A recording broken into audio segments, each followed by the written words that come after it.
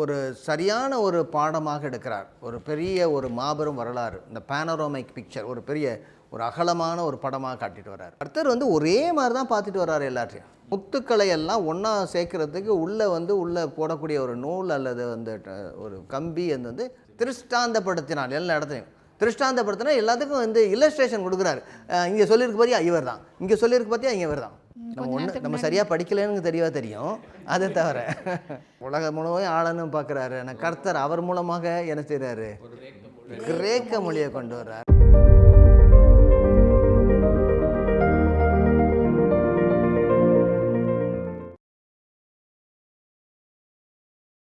கர்த்தராகிய இயேசு கிறிஸ்துவின் நாமத்திலே சால்வேஷன் டிவி நேயர்கள் அனைவரையும் அன்போடு வாழ்த்தி வரவேற்கிறோம். இது ஏக்தா நெட்வொர்க் வழங்கும் திருச்சபை அன்றும் என்றும். இந்த நிகழ்ச்சியிலே கர்த்தராகிய இயேசு கிறிஸ்துவானவர் தன்னுடைய சீஷர்களுக்கு எப்படி முழு வேதாகமத்தையும் விளக்கி காட்டினார். அப்படி தான் எழுதப்பட்டிருக்கு, விளக்கி காட்டினார். ஹோமலிட்டிக்ஸ் அப்படிங்கிற வார்த்தையினுடைய அடிப்படையாக அங்கே தான் கொடுக்கப்பட்டிருக்கு. அதாவது ஒரு சரியான ஒரு பாடமாக எடுக்கிறார். ஒரு பெரிய ஒரு மாபெரும் வரலாறு, இந்த பேனோராமிக் பிக்சர், ஒரு பெரிய ஒரு அகலமான ஒரு படமாக காட்டிட்டு வர்றார். அதில் அவருடைய கிரியை எப்படி ஒவ்வொரு இடத்துலையும் ஒவ்வொருவரோடு கூட அவர் செய்யக்கூடிய உடன்படிக்கையெல்லாம் இருக்குதுன்னு பார்க்குறோம். அந்த வேதாகமத்தை எப்படி படிக்கணும்னு சொல்லி ஒரு பகுதி இருக்காங்க. அவங்களுக்கு பேர் டிஸ்பென்சேஷனலிஸ்ட். அப்படின்னா பங்கு பங்காக படிப்பாங்க. சில பைபிளே அப்படி இருக்குது. அவங்க என்ன சொல்லுவாங்கன்னா, இதுக்கும் அதுக்கும் சம்மந்தம் இல்லை, இது ஒரு காலம், இது ஒரு காலம், இது ஒரு காலம், கிருபையின் காலம் அல்லது மனசாட்சியினுடைய காலம் அப்படின்னு சொல்லி பிரித்து வச்சுருவாங்க. அப்படி வேதாகமம் பிரிக்கப்படலை.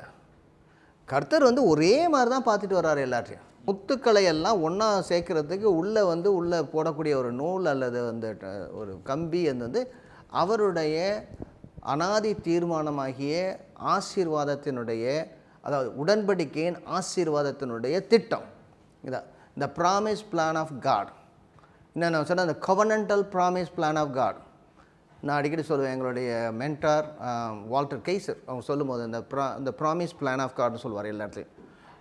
கர்த்தருடைய ஆசீர்வாதம் அவர் நமக்கு ஒரு வாக்குத்தத்தம் பண்ணியிருக்கிறார். அந்த வாக்குத்தத்தத்தை எப்படி அவர் கொண்டு வருகிறார் திட்டமாக, இதுதான் நம்ம எல்லா இடத்துலையும் பார்த்து கொண்டு வருகிறோம்.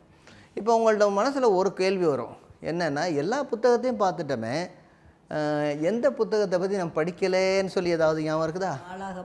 1 நாளாகமம் 2 நாளாகமம். இது என்ன சொல்லுவாங்கன்னா, இது எஸ்ரா நெகேமியாவுடைய காலங்களில் எழுதப்பட்டு இருக்க வேண்டும் சொல்லுவாங்க. ஆனால் இந்த சரித்திரத்தை திரும்ப, அதாவது 1 ராஜாக்கள் 2 ராஜாக்களுடைய சரித்திரத்தை அப்படியே திரும்ப கொண்டு எழுதப்பட்டிருக்கும். ஆனால் கொஞ்சம் வித்தியாசமாக இருக்கும் நீங்கள் அதை படிச்சிங்கன்னா. என்னென்னா, இந்த ராஜாக்களுடைய புத்தகங்கள் அரசியல் ரீதியாக, அதாவது ராஜாக்களுடைய ரீதியாக எழுதப்பட்டிருக்கும். இந்த பெர்ஸ்பெக்டிவ் ராஜாக்களாக இருக்கும். ஆனால் நாளாகமம் வரும்பொழுது அது எப்படி இருக்குன்னா, ஆலயத்தை குறித்து இருக்கும். அதாவது அவருடைய நம்பிக்கை, அவர்களுடைய கலாச்சாரம் அல்லது அவர்களுடைய வழிபாடு இதை குறித்தே வரும். அதாவது ராஜாக்களை எழுதப்பட்டிருந்தாலும் எல்லாமே எங்கன்னா ஸ்பிரிச்சுவல் சைடு அல்லது ரிலீஜியஸ் சைடில் தான் இருக்கும். இது நம்ம என்ன செய்யணும், இதுவும் எழுத்து படைப்புகளில் ஒன்று, இலக்கிய பிரிவில் இருக்கும். இதில் மறுபடியும் திரும்ப எல்லாருக்கும் இது எப்படி கர்த்தர் உங்களோடு கூட உடன்படிக்கை பண்ணி தன்னுடைய அவருடைய பிரசன்னத்தை எப்படி அவர் கொண்டு காட்டிட்டு வர்றாருன்னு எல்லா இடத்துல எழுதப்பட்டிருக்கும். ஆக நம்ம அதை என்ன செய்யணும், 1 ராஜாக்கள் 2 ராஜாக்கள் படிக்கும் பொழுதும் அதற்கு பின்பதாக உள்ள சரித்திர புத்தகங்களை படிக்கும்போது சேர்த்தே நம்ம படிக்கிறது ரொம்ப நல்லது. அது என்ன மறுபடியும் சொல்கிறாங்கன்னா, திரும்ப அதை சரித்திரத்தை திரும்பி பார்த்து கர்த்தருடைய வாக்குத்தத்தத்தோடு அவருடைய ஆராதனையோடு கூட இணைத்து அதை படிக்கிறாங்க. மறுபடியும் ஒவ்வொரு முறையும் அவங்க திரும்ப போகிறாங்க. சிலர் சொல்லுவாங்க, இந்த புத்தகத்தை படிக்கும்பொழுதெல்லாம் இந்த டியூட்ரானமி இருக்குல்ல, அதாவது உபாகமம் கூட இந்த நாட்களில் தான் எழுதப்பட்டது அப்படின்னு சொல்லுவாங்க. நான் அதை ஒத்துக்கிற போது கிடையாது. ஏன்னா அநேகதை திரும்ப அவங்க யோசித்து இதெல்லாம் இருக்கும் அப்படின்னு சொல்லி எழுதப்பட்டது மாதிரி சொல்லுவாங்க. தலைமுறைக்கு அவர் எழுதுறாங்க. ஆமாம், அது இந்த உபாகமத்தை மோசே எழுதிய உபாகமம் தான் சொல்லுவோம் நம்ம. ஆனால் சிலர் சொல்லுவாங்க அது எஸ்ராவில் நெகேமியாவுடைய நாட்களில் எழுதப்பட்டிருக்க வேண்டும், டியூட்ரானமிக் தியாலஜி என்பாங்க. ஆனால் அது சரியான முறைப்படி நம்ம அந்த 5 ஆகமத்தோடு கூட தான் நம்ம சேர்த்து படிக்க வேண்டியது இருக்கிறது. ஆனால் அந்த 1, 2 நாளாகமங்கள் பின்னாடி எழுதப்பட்டிருக்கலாம். ஆனால் திரும்ப என்ன செய்கிறாங்க, அவங்க மறுபடியும் இந்த சரித்திரத்தை வேறொரு கோணத்தில் பார்க்கறத நம்ம பார்க்குறோம். முழு சரித்திரத்தை நம்ம அப்படியே நம்ம திரும்பி பார்த்தோம்னா, ஏன்னா நம்ம புதிய ஏற்பாட்டுக்குள்ள நம்ம போகணும். அதுக்கு முன்னாடி என்ன செய்வோம், இந்த முந்தைய ஏற்பாட்டினுடைய முழு சரித்திரத்தை நம்ம எப்படி எல்லா புத்தகத்தையும் நம்ம பார்க்கணும்னு ஒரு தடவை நம்ம பார்த்துட்டே வந்திருக்கோம். ஆனால் எப்படி இதை அமைக்கிறது, இப்போ நான் வந்து ஒரு கதையாக சொல்லிட்டு வந்தேன். இப்படி தான் இயேசுவானவர் சொல்லியிருக்கிறார் இல்லையா, லூக்கா எழுதின சுவிசேஷத்தில். சரி, இப்போ நம்ம என்ன செய்வோம், மறுபடியும் திரும்ப இன்னொரு முறை அப்படி முன்னாடி இருந்து வருவோம், இந்த புத்தகத்தெல்லாம் அடுக்குவோம். இதை வந்து எப்படிடா படிக்கிறதுன்னு சொல்லி யோசிப்பீங்க. ரொம்ப அழகாக படிச்சிடலாம். நம்ம வந்து இந்த ஸ்லைட்ஸ்லேயும் இதை போடுவோம். ஸ்லைட்ஸில் போடும்போது நம்ம என்ன படிக்கணும்னா, எந்த நாட்களிலே, அதாவது எப்பொழுது எது எழுதப்பட்டது, அதோடு கூட எழுதப்பட்ட அடுத்த பகுதி என்ன அப்படின்னு பார்ப்போம். சேர்ந்து எழுதப்பட்டது. நான் முன்னாடியே சொல்லிட்டு வந்தேன், 1 ராஜாக்கள் படிக்கும்போது நம்ம வந்து என்ன படிக்கணும்னா, நீதிமொழிகள். ஆமாம், 1 ராஜாக்கள் வந்தாலே உடனே சாலமோன் வரணும், சாலமோன் எழுதுனது வரணும். சாமுவேல் படிக்கும்போது தாவீது ராஜா வர்றாரு, அதனால தாவீது ராஜா எழுதின புஸ்தகங்களை படிக்கிறோம். அது வந்து அதாவது 2 சாமுவேல்ல. ஓகே, நம்ம 2 ராஜாக்கள் படிக்கும்போது சாலமோன் ராஜா வர்றதுனால நம்ம சாலமோன் ராஜா எழுதின புத்தகத்தை பார்க்க போகிறோம். சரித்திரத்தோடு கூட எழுதின புத்தகத்தையும் சேர்த்து பார்க்க போகிறோம். சரி, இப்போ முதல்ல என்ன செய்யணும், நம்ம சரித்திரத்தை முதல்ல கொண்டு வந்துடுவோம். மாபெரும் வரலாறு நம்ம கொண்டு வந்தோம்னா அதோடு கூட நாம் பார்க்கலாம். நீங்கள் கவனியம் பற்றிங்கன்னா எப்படி, இப்போ முதலாவதாக மோசையினுடைய நியாயப்பிரமாணத்திலும், அப்போ மோசை எத்தனை நியாயப்பிரமாணம் எழுதினார், எத்தனை புத்தகம், 5 ஆகமங்கள். அப்போ 5 ஆகமங்களில் நம்ம என்ன பார்த்தோம், எல்லாமே ஆரம்பம் அப்படின்னு. முதலாவதாக என்ன பார்த்தோம், ஆதி ஆகமம். ஆதி ஆகமத்திலே முதல்ல என்ன பார்த்தோம், 1 முதல் 11 அதிகாரங்கள். இதுதான் பிரச்சனையை ஆரம்பிச்சிச்சு. அதுக்கு பின்பதாக 12லேருந்து 50 வரைக்கும் யாருடைய, ஆபிரகாம் அவருடைய சந்ததியை குறித்து பேசுகிறாங்க. சரி, இந்த நாட்களிலே இதுதான் முதலாவதாக எழுதப்பட்டது. சரியா? ஓகே, எந்த புத்தகம், ஆதி ஆகமம். இதில் 2 விதமாக பிரிக்கலாம், 1 முதல் 11 வரைக்கும், 12லேருந்து 50 வரைக்கும். சரி, இந்த நாட்களில் எழுதப்பட்ட புத்தகம் யோபுனுடைய புத்தகம் இல்லையா, நம்ம அதை பார்த்தோம். ஓகே, இன்னும் நம்ம பார்க்கணும், ஏன்னா எதற்காக யோபுனுடைய புத்தகத்தை அந்த நாட்கள் எழுதட்டு. இரண்டாவதாக நம்ம ஒரு 400 வருஷத்துக்கு பின்பதாக நடந்த கதை இல்லை, யாத்திராகம புத்தகத்தில் பார்க்கோம். யாத்திராகமத்தினோட அர்த்தம் என்ன, பிரயாணப்பட்டு போதல். நீங்கள் இயேசுவானவர் இந்த மறுரூப மலையில் இந்த ஒரு வரல, அப்போ வந்து மோசையோடும் எலியாவோடும் கூட பேசிகிட்டு இருக்கிறத பார்ப்போம் இல்லையா. அப்போ என்ன பேசுகிறாங்கன்னா, எருசலேமில் நடக்க போகிற தன்னுடைய மரணத்தை குறித்து அவர்கள் சம்பாஷித்து கொண்டிருந்தார்கள் எழுதியிருக்கோம் இல்லையா. ஆமாவா இல்லையா, இங்கே ஞாபகம் லூக்கா. ஆமாம், ஓகே, லூக்கா சொல்லுவார்.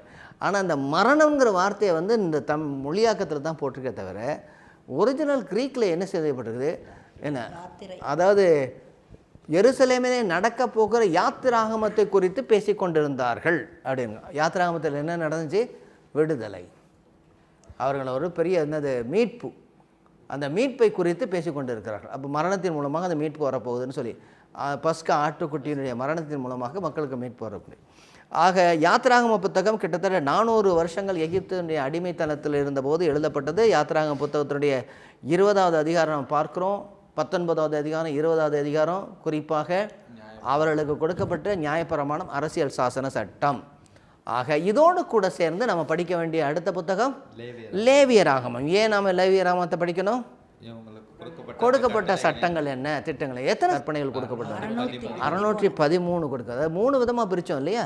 எப்படி, குடியுரிமை சட்டம், சிவில்லாம், என்னது சடங்காச்சாரம், செரிமோனியல்லாம், அடுத்தது எத்திக்கல்லாம், அல்லது மாரல்லாம், சிவில்லா, செரிமோனியல்லாம் அண்ட் மாரல்லா. இது வந்து 613 ஒட்டு மொத்தமாக கொடுக்கப்படுது. முக்கியமான யாத்திராகமத்தினுடைய முக்கியமான பகுதி என்ன, நான் பரிசுத்தர், ஐ ஆம் த லார்ட் காட் ஹோலி. ஆமாம், யாத்திராகமம் படிக்கும்போது சேர்ந்து என்ன படிக்கணும், இது 2வது புத்தகம் முடிஞ்சு, 3வது புத்தகம் முடிஞ்சிருச்சு. சரியா, 4வது புத்தகம் போகுமா. ஆமாம், எண்ணாகமம்.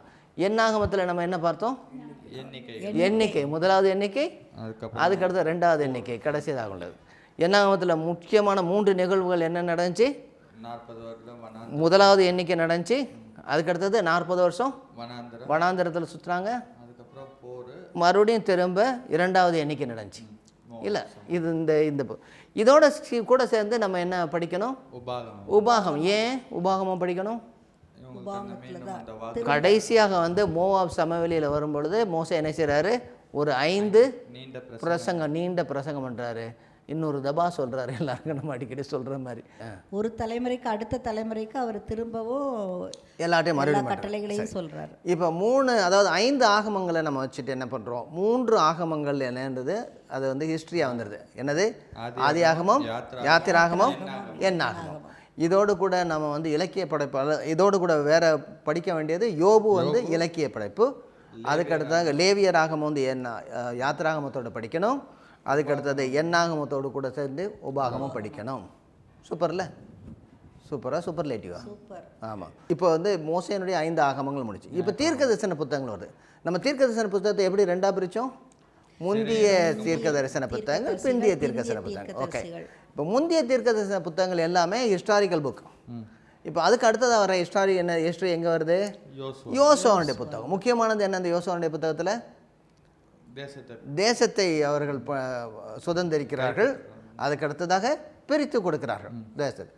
இந்த இந்த பகுதியில் தான் நம்ம ஒவ்வொரு பகுதியாக போகிறோம். வடக்கு எப்படி பிரித்தாங்க, தெற்கில் வந்து முழுவதுமாக எடுத்தாங்க, வடக்கில் கொஞ்சம் தான் எடுத்தாங்க.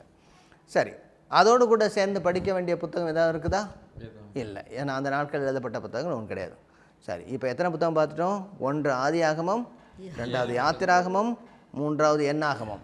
இதெல்லாம் லிஸ்ட்டில். இதுக்கு பின்னாடி கூட வரக்கூடியது யோபுடைய புத்தகம், அதுக்கடுத்ததாக லேவியருடைய புத்தகம், அதுக்கடுத்து உபாகமம். அதுக்கடுத்ததாக நம்ம என்ன பார்த்தோம்?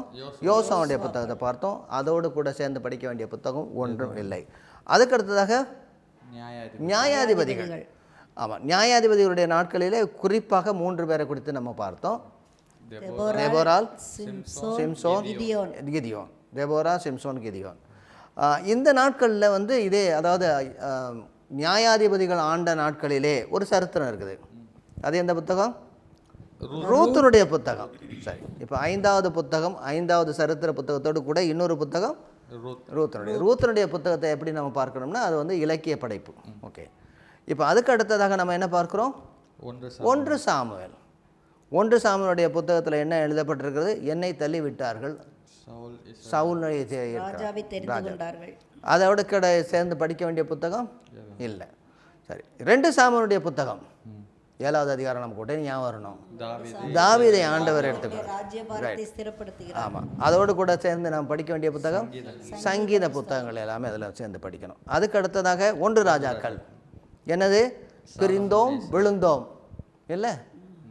we divided we fall, united we stand, divided we fall. 1 ராஜாக்களுடைய புத்தகம்.